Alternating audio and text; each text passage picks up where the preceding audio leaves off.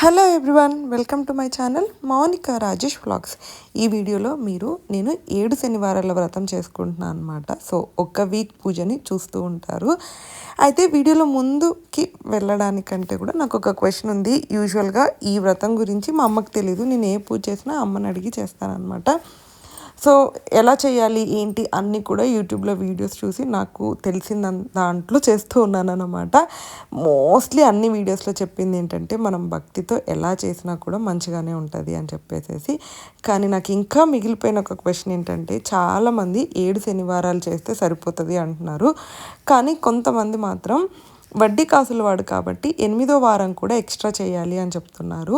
ఈ video post చేసేసరికి నేను 7th వీక్లో ఉంటాను. సో 8th వీక్ చేయాలో వద్దో కమెంట్ చేయండి. సో దట్ దాన్ని బట్టి నేను డెసిషన్ తీసుకుంటాను. ఇంకపోతే పూజ రోజు మార్నింగ్ లేవగానే ఫస్ట్ కిచెన్లోకి వచ్చేస్తాను. కిచెన్ నైట్ మొత్తం సర్ది పెట్టేసుకుంటాను. యూజువల్గా ఎవ్రీడే కూడా కిచెన్ నేను నైటే సర్ది పెట్టేసుకుంటాను. కాకపోతే పూజ ప్రసాదాలు చేయడం అవన్నీ ఉంటాయి కాబట్టి ఇక్కడ మాత్రం స్టవ్ని సోప్తో వాష్ చేస్తున్నాను. యూజువల్గా రోజు స్టవ్ని వాష్ చేయను, లిక్విడ్ పెట్టేసి క్లీన్ చేస్తాను అన్నమాట. అందుకనే పూజ రోజు క్లీన్ చేసుకుంటున్నాను ఇలాగ సోప్ పెట్టేసేసి. ఒక్కసారి వంటగది క్లీన్ అయిపోయిందంటే ఇంకా నాకు అన్నీ సెట్ అయిపోయాయి అని అనేసారి అనిపిస్తుంది. అండ్ నెక్స్ట్ ఇల్లు క్లీన్ చేసేసుకొని తుడిచేసుకున్నానంటే ఇంకా వేరే పనులు ఏమీ ఉండవు, ఇంటి పనులు ఏమీ ఉండవు అన్నమాట. స్నానం చేసేసి పూజ పనులలోకి దిగిపోవచ్చు. అందుకనే నేను రోజు లేవగానే చేసే ఫస్ట్ 2 పనులు అయితే ఇవే. పూజ ఉన్నా లేకపోయినా ఇవే చేస్తూ ఉంటానన్నమాట.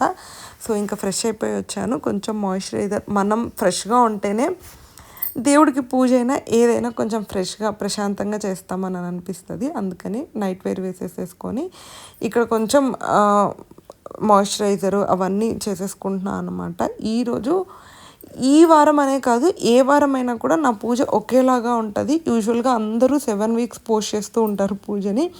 సో ఎప్పుడు ఎవ్రీ వీక్ ఒకేలాగా చేస్తూ ఉంటాను కాబట్టి అన్ని వీడియోస్ ఏం పోస్ట్ చేస్తాను అని చెప్పేసి ఒక్కటే వీడియో తీస్తున్నాను. ఇంకపోతే పూజ గురించి చెప్పాలి అని అంటే, ఈ పూజ ఎవరికి తోచిన దాంట్లో వాళ్ళు చేసుకోవచ్చు. చాలా లగ్జరీగా చేయాలి అలా ఏమీ ఉండదన్నమాట. సింపుల్గా మనకున్న దాంతో భక్తితో చేస్తే ఖచ్చితంగా ఫలితం ఉంటుంది అని చెప్తున్నారు. నేను ఈ పూజ గురించి తెలుసుకుంది మాత్రం సెలబ్రిటీ ఛానల్స్ చూసే, కానీ పూజా విధానం మాత్రం ఏ సెలబ్రిటీ ఛానల్లో చూసి చేయట్లేదు. ఎందుకంటే ఆబ్వియస్గా వాళ్ళు కొంచెం లగ్జరీగా ఉన్నవి లేనివి అన్నీ ఎక్కువగా చేస్తూ ఉంటారు. మనకు అవన్నీ పాసిబుల్ అవ్వదు కాబట్టి మీరు యూట్యూబ్లో సెర్చ్ చేయండి. కొంతమంది అయ్యగారులు సజెస్ట్ చేస్తున్నారు ఎలా చేయాలి అని చెప్పేసి. అండ్ ఆల్రెడీ చేసిన మిడిల్ క్లాస్ వాళ్ళందరూ సజెషన్స్ ఇస్తూ ఉంటారు. సో దాన్ని బట్టి మీకు తోచినట్టు చేసుకుంటూ ఉండొచ్చు. ఇలాగే చేయాలి, ఖచ్చితంగా ఇంతే ఉండాలి అని ఏమీ లేదు. సో మనకి ఎలాగైతే పాసిబుల్ అవుతుందో అలా చేస్తే కూడా దేవుడు మనకి కావాల్సినవి ఇస్తారనమాట. ఇంట్లో నేను వరలక్ష్మి వ్రతం అప్పుడైనా, వినాయక చవితి అయినా, ఏ పండగ అయినా కూడాను ముందు ఇంట్లో రెగ్యులర్గా పూజ చేసే దేవుడి పటాలు అవన్నీ ఉంటాయి కదా, అక్కడ పూజ చేసేసుకుంటాను అన్నమాట. సో ఇక్కడైతే ఇప్పుడు దేవుడి సామాన్లు అన్నీ క్లీన్ చేస్తున్నాను. ఇవి క్లీన్ చేసుకొని ముందు నాకున్న దేవుడి మందిరంలో దీపం పెట్టేస్తాను. సో దట్ ఆ దేవుడికి పూజ అయిపోతుంది. ఆ తర్వాత ప్యారలల్గా పక్కన ఇప్పుడు ప్రసాదాల కోసం పాలు కాగపెట్టడం, ఒకవేళ పులిహోర అయితే అన్నం పెట్టడం, ఇవన్నీ ప్యారలల్గా పక్కన చేసుకుంటూ ఉంటానన్నమాట. నాకు ఎలాగో మా ఆయన హెల్ప్ ఉంటుంది కాబట్టి అవి పొయ్యి మీద పెట్టి చూస్తూ ఉండమంటే ఆయన చూస్తూ ఉంటారు. ఇటు పక్క పూజ అయిపోతుంది. సో అప్పుడు నాకు వ్రతం త్వరగా అయిపోతుంది అని చెప్పేసి కొంచెం ప్యారలల్గా చేయడానికి ట్రై చేస్తూ ఉంటాను. సో ముందైతే ఇక్కడ పూజ అయిపోయింది. ఇంక ఇప్పుడు వ్రతానికి స్టార్ట్ చేస్తున్నాను అనమాట. ఇవి మా పెళ్లి పీటలు. ఇంట్లో ఏ పూజ జరిగినా కూడా ఇవే యూజ్ చేస్తూ ఉంటాను. ముందైతే పీటలు పెట్టేసుకొని దాని మీద ముగ్గు వేసేసుకొని, ఇంట్లో జాకెట్ ముక్కలు ఉంటాయి కదా, నేను ఎప్పుడు దేవుడి గుళ్ళో కూడా జాకెట్ అంటే బ్లౌజ్ పీస్ వేస్తాను కింద. ఇప్పుడు కూడా అంతే, ఏ పూజ అయినా కూడా బ్లౌజ్ పీస్తోనే అంటే పీట మీద బ్లౌజ్ పీస్ వేసి దాని మీద కుదిరితే కొంచెం బియ్యం అవన్నీ వేసుకొని దేవుడి పటం పెట్టుకోవచ్చు. నేను ఆల్రెడీ కింద ముగ్గు వేశాను కాబట్టి డైరెక్ట్గా దేవుడిది ఫ్రేమ్ పెట్టేశాను అన్నమాట. ఇంకపోతే వెంకటేశ్వర స్వామికి తులసి మాల అంటే చాలా ఇష్టము. అందుకనే ఎవ్రీ వీక్ మ్యాండేటరీగా తులసి మాల వేస్తాను. చాలామంది దీపాలు కూడా పిండి ఒత్తులు చేస్తారు. నేను కూడా పిండి ఒత్తులే చేస్తాను. 7 చేస్తాను నేను.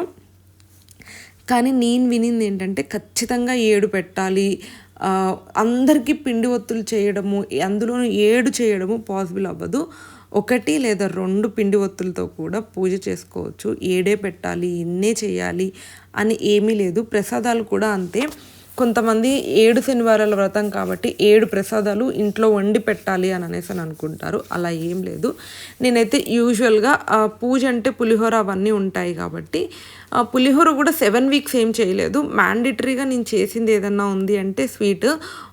ఒక వారం సేమియా అని, ఒక వారం రవ్వ కేసరి, ఒక వారం గులాబ్ జామున్, ఇలా స్వీట్ మాత్రం ఖచ్చితంగా ప్రిపేర్ చేసేదాన్ని. మిగతావేమో ఒక 2-3 వెరైటీ ఫ్రూట్స్ బయట నుంచి కొనుక్కొచ్చేదాన్ని. స్వీట్ నేను తయారు చేసేదాన్ని. కుదిరితే పులిహోర అలా ఏమన్నా పెట్టేదాన్ని.